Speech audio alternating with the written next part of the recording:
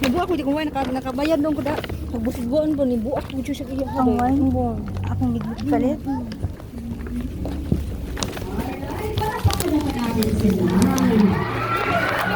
Alright, may babasahin po. And of course, meron pa rin po silang visitors. Palakpakan naman po natin yung mga bagong dating po natin bisita. Wow! Ano? Wow!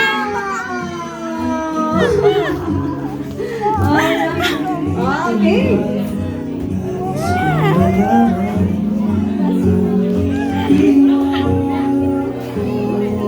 Palakpakan po naman Beth as well.